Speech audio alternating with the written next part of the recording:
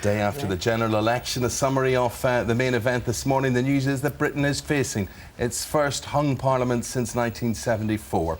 The Lib Dem leader Nick Clegg said this morning that the Conservatives, as the party with most seats, should now seek to form a government, and he said in his view the current election system was broken.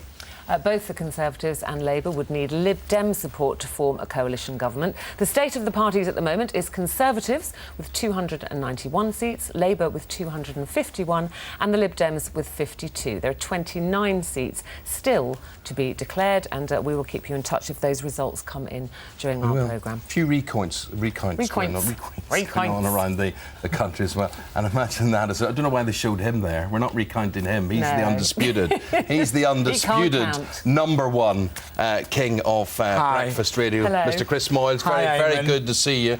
And you're celebrating 40 years. No, yeah, but you said you implied earlier that I've done the breakfast show for 40 years. Well, it seems like it. Don't be horrible. Why are you being? You're moody today. No, I'm not. Today. I was actually paying tribute to you because I find it hard to think of Radio 1 breakfast with any other name in there. Well, God love you. Maybe it's because I'm so young and I don't remember the rest of them. Well, that's it, because you're the same age as me, 24, aren't you?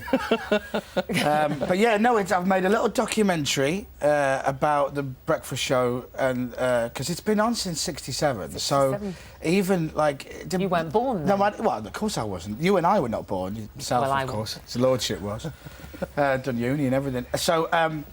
It doesn't matter how old you are, at some point in your life you've listened to the breakfast show, and I'm quite fascinated by it, so I went and made a little documentary and went and chatted with, not all of them, but most of the DJs who'd done it before, which was, for me, like a busman's holiday. It was well, you said it's, we all grew up with Radio 1 and we all have our favourite. So who was doing breakfast show when you were kind of in your Simon Mayo was my boy. Yeah. I was a big fan of his, and that's when I started listening and getting into radio, and I was a big fan of Simon's, and he was just like a normal bloke. He wasn't like a big DJ or didn't have the silly voice or anything. He was just kind of fairly relaxed and quite sharp. But he's quite serious now, isn't he? I mean, so it shows there's reinvention after... Well, yeah, he's still a funny man. He's still a nice chappy. There he is there. Isn't he handsome? And so I chatted with Simon, and then we went back and did people like Mike Reed, Mike's like a proper DJ.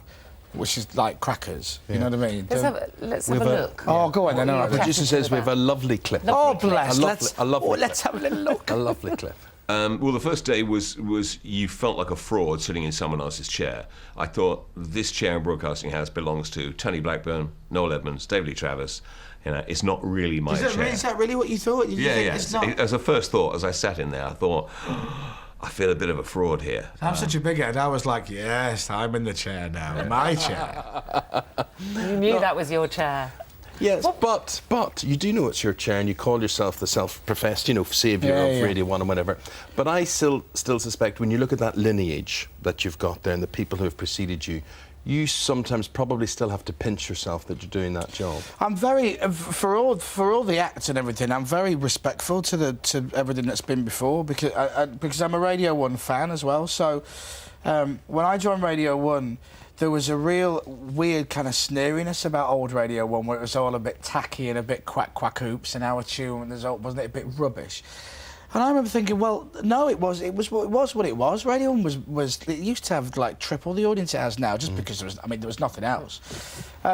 And you've got to have all that to get where you are today. And I'm sure in 20 years' time, people will look back at Radio now and go, God, wasn't it all tacky and stuff? It's all of its time, isn't it? It's like fashion. We look back at pictures of ourselves. We thought we were gorgeous in our loons. Well, this is it. I'm sure you always were gorgeous, you little dreamboat. In my loons and my denim waistcoat. Yeah, and Eamonn in the same outfit. That's nice, holding hands, walking down the street. But still, you had to face a decision when you arrived at Radio 1 or to get that job, and you obviously wanted to do it differently. You wanted to put your stamp on it, and you wanted to break the template when you arrived. So what was it that was bugging you? You say there's certain perceptions that other people had, but there must have been things that you wanted to change and say, I want to put my stamp on this. What, with the show? Yeah. It was just it was just the fact that we'd done afternoons for 5 years or so.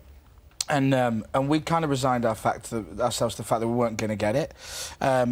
which part of that was one of the bosses at Radio 1 saying, "You'll never ever get it while I'm in charge."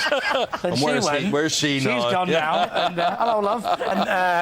And then so we went out. When I got offered the job, I said to Andy, the boss, I went, "Look, I know what I want to do with it. You've got to trust me. Just let me get on with it. Let me pick the team and let me do it. And I'm telling you, we'll make it work." And he went, "All right, fair enough. But then if I get involved, if I say, hang on a sec, I need a word, you got to trust me, then, you know." So we actually have a really good relationship, me and Andy. Are you good at being told? Well, yeah, because we both understand, you know, he goes, "All right, go and do it." And a few times he gets a little bit, okay, and then occasionally he'll just go, "Just be careful with that," or "That was good," or that.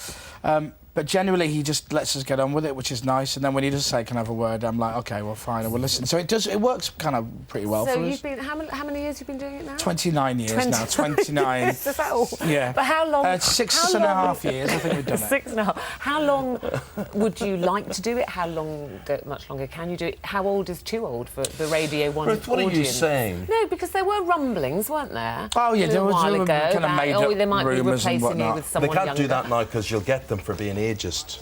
Yeah. Well, With Arlene Phillips to thank, they can't get rid of any of us. I'm not the same age as Arlene Phillips.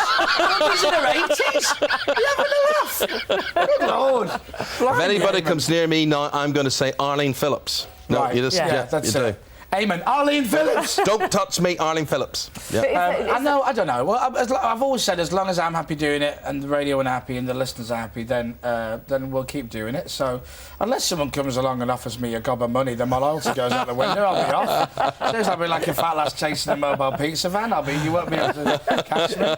So the documentary is on Sunday night, BBC Two, BBC 2, 9 o'clock. When Moyles met the Radio BBC 1 for DJs. 13 years. This is the first time I've ever made a show for them. It's very exciting. Documentary, darling. Oh, documentary. Ooh, Yes, but I serious. see now, you see, and I go back to my other half's question here about, you know, when are you going to give up or when are they going to give you up and whatever. And I see now you're getting the body for TV. As you can see, I'm getting the body for radio, but you're now developing into a body for TV. So I suspect you are looking for future TV projects and more TV projects. Well, incidentally, I hate people losing weight. It's just not. Why? You know, What, you look very well. I can't stand it. I hate having It's like looking at you on that 3D telly. You're just getting nearer and nearer. But you look well. Well, I'm trying to lose more. I've got a few more stone to lose, and then I'll be. Yeah, And well what done, have you mate. been doing? Running. It's mainly running, but I've injured myself, so I can't run. So I've got to do the awful exercise bike and walking a lot, which is a bit boring. But I'm having physio on my leg and all that boring stuff. But I'll get back to the running. Running works for me. what about we'll go running diet? together, you and me. Can't bad hips. Bad hips he's got. I'll carry you. You and who else? You go on a bike next to me, I'll run it. It'll be like Rocky, the movie. You could have taken him up Mount Kilimanjaro on Well, your that's back. a very kind offer, my love. I'm all right. So,